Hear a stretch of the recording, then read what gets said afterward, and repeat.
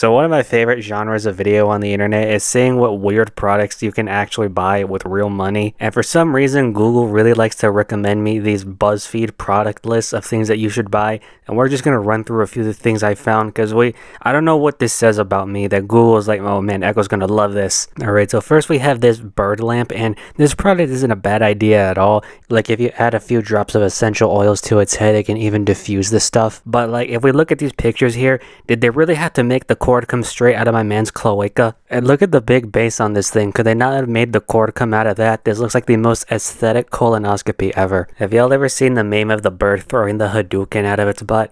This is like the Pinterest-friendly version of that pic. Actually, apparently it has an internal battery that you can recharge, so I guess that's better than just leaving the cord in its butt all day, every day. Actually, do you know what it reminds me of? Do you know that episode of Shark Tank where that guy comes on? It's the first episode, and he's like, guys, Bluetooth earbuds, they are terrible because occasionally they fall out of my greasy ears. So my solution is that we implant surgically a Bluetooth device into your skull, and to recharge it, you're going to have to stick this giant needle into your ear every now and then. This is an Apple Watch? You got to plug your ear in? The AC charging port. Can you stick that needle in your head every night to charge it? Also, Buzzfeed is calling this a hummingbird lamp, but I see more of like a sparrow, because when I think hummingbird, I think of an absolutely monster schnoz, and this has a very normal sized beak. You know, if that matters to you, this thing could probably look like an ostrich and it would still get the job done. But anyways, on to the next thing on our list. We have these unicorn corn cob holders. You know, honestly, there's nothing wrong with this product at all. It's just I personally don't see the purpose in buying these. Now, I've eaten a lot of corn in my day, and I've never had the issue where I was like so worried about getting my sleeves dirty that I needed to impale something into the sides of my corn. But I also just never wear any really fancy clothing when I have to go to a place where they're serving corn cobs. Like maybe you're wearing a smartwatch and you're really paranoid about corn juice getting all up in the electronics. Maybe these would serve a purpose. Actually, come to think of it, that's probably the exact reason you would want to get some of these, because I do remember a while back when Apple had some real 200 IQ individuals designing their products, and then they had just had some absolutely very baffling decisions happen. I remember their one card that they had, the Apple card, where they said, hey, never put this basically anywhere. Denim's too bad for it. Leather's too bad for it. Any fabric really will just absolutely screw this puppy up. Like basically, if you were swaddling this thing in anything less than the finest linen and treating it like a newborn child, this thing was going to look like the cat got a hold of it and used it as a scratching post. And then you had the cheese grater Mac Pro, where the design of the computer itself was not terrible. It worked, but then there were the wheels that you could attach to the bottom of the thing, and there were no brakes on the wheels. So if the floor was slightly uneven or whatever surface you had this on wasn't perfectly level, the thing would just start rolling away. So, you know, I would not put it past Apple to neglect making their watch impervious to the weapon of mass destruction known as buttered corn. You know, it actually says here in the review, it holds the corn cob up, so it basically acts as like a corn tripod and prevents it from rolling all over the plate, so I'm starting to respect the idea a lot more. Now this one I believe you might actually get some use out of. It's an eyeliner, but it has a stamp on the end, specifically so that you can get your cat's eye eyeliner right. Now I'm no MUA, but every person I've heard talk about doing their eyeliner, they make it sound like they're trying to restore an ancient Raphael painting or something. It sounds so difficult. And especially if you have somewhat shaky hands like I do, this would probably be a lifesaver. Also, isn't it like an e-girl fashion trend where they would draw shapes under their eyes like hearts and stuff like that? Do they make stamps for those too? I feel like there are a lot of people that would get a lot of use out of that. Alright, next up we have this little vial of Cinnamon Toast Crunch Cinnadust. You know, I should buy this from my mom. She likes Cinnamon Toast Crunch a lot. I could see her putting this on a bunch of stuff. It says here some suggestions of what to put it on. Sweet potato sounds like a killer idea, but it says put it in yogurt.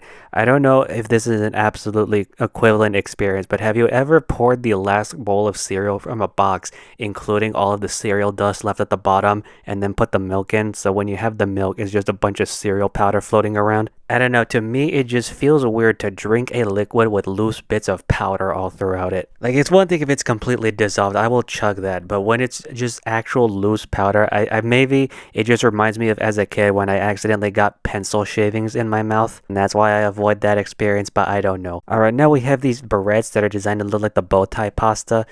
This is like the thing that you'd see the Italian wear in a Saturday morning cartoon. It says here they're handmade on Etsy by somebody who goes by Brits Highlights, so props to Brits. They're doing a pretty good job. I want to know, if in the comments, if you had one of these, would you prefer the finish that it has now where it's kind of shiny, or would you prefer a more realistic finish so it just actually looks like you clipped pasta into your hair? I am on the fence because shiny like this, if you don't look at it too hard, it'll just look like a normal barrette, but there's just something very funny, I think, in making somebody think you actually have pasta in your hair just to mess with them. Well, I guess it would be funny until you get on like a plane and then the random coked out child behind you starts trying to eat them out of your hair. You know, speaking of pasta, there is a surprising amount of tomato themed products on the market. There's this little glowing tomato lamp that you can find. Apparently there is a more expensive one on Urban. There are these tomato pajamas. I actually kind of like the design of these things. Like, I've seen stuff like this happen for pineapples where there's a bunch of pineapple themed stuff that you can buy. I was not expecting to see it with tomatoes. Is it because on TikTok there's that aesthetic called the tomato girl that was really popular? But that aesthetic didn't really have much to do with tomatoes, if I remember. It was basically just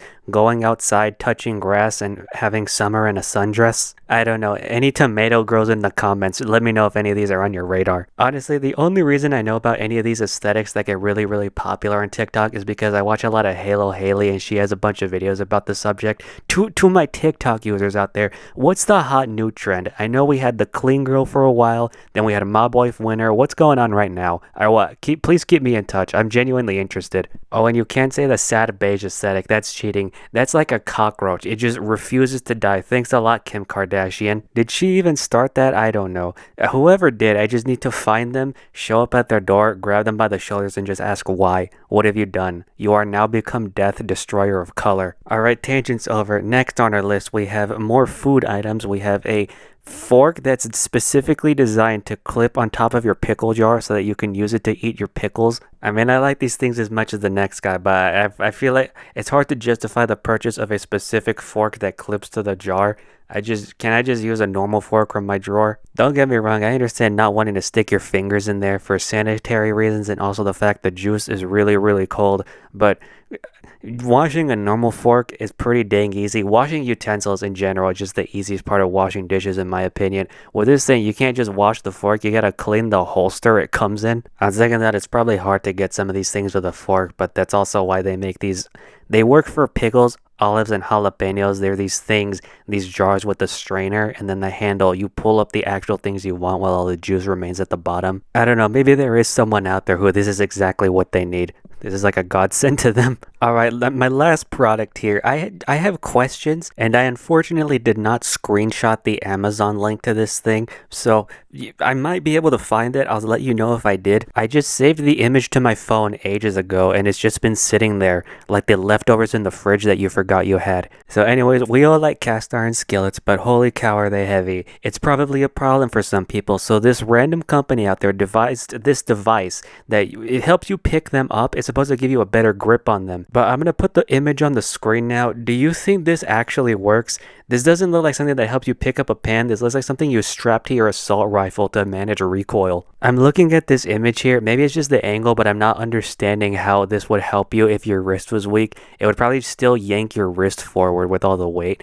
My guess, if you needed help picking up the pan or you needed some extra support, just pull the pan out and use your other hand to support the bottom of the pan, preferably wearing an oven mitt or something so you don't just sear your palm like steak, and that would be how you get the job done. Oh, okay, I found it on Amazon. It's called the Pan Buddy, and this angle shows how it works better. It has this tail that's it acts almost like a lever so you can get your entire forearm working for you. Okay, that makes a lot more sense. In the original image, I honestly thought it was just a design choice. I was thinking, hey, the designers were like, hey, let's make it look aerodynamic. I still want to know how it actually secures to the handle because it just says fits most pan handles. I'm not getting a good look on the inside of this thing. All it says is twist to secure, so I'm just gonna assume there's like some galaxy brain engineering that's making this thing work. Also, if you're thinking of picking one of these up and you want the blue one, you're gonna have to act fast because there's only like 7 left right now. Anyways, hopefully you found something in this vid that you might find useful. And little honorable mention, while I was looking up the Pan Buddy, I found this thing. It's just a cover for your pan handle, so it looks like you impaled a pickle on it.